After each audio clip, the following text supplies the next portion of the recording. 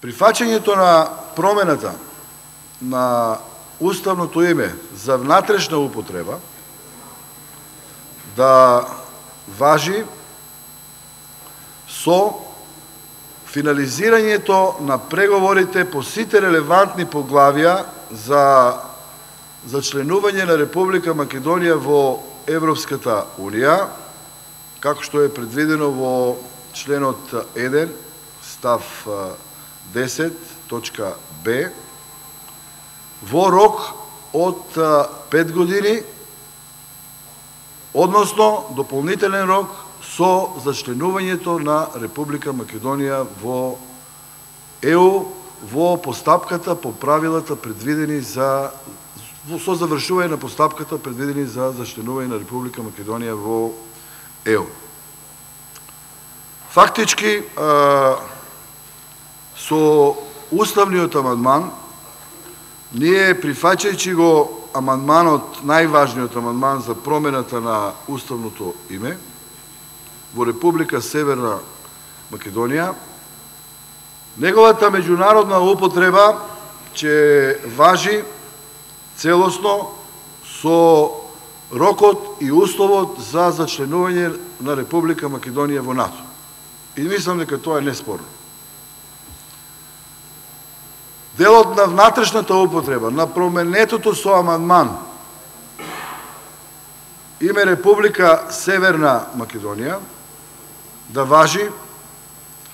не како што стои во спогодбата во член 1, точка 8, 9 и 10 од ратификуваната спогодба,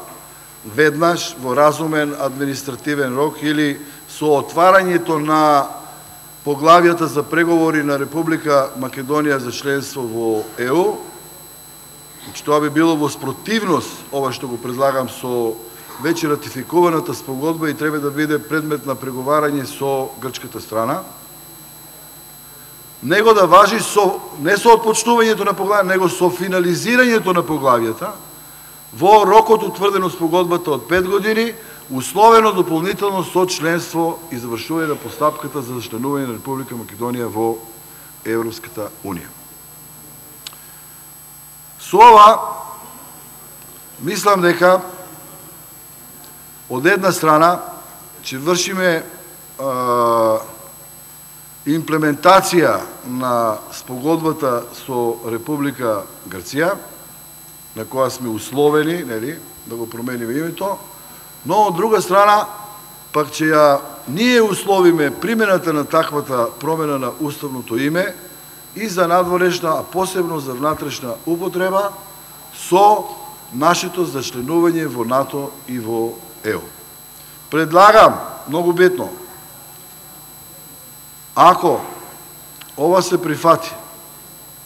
да тоа биде предлог на опозицијата, значи, овој уставен закон да го предложи опозицијата во однос на повикувањето на опозицијата и суштината на мандатот нас како пратеници од опозицијата и добиената доверба за мандатот, дека ние ја застапуваме волјата на граѓаните, посебно изразена на референдумот на 30 септември.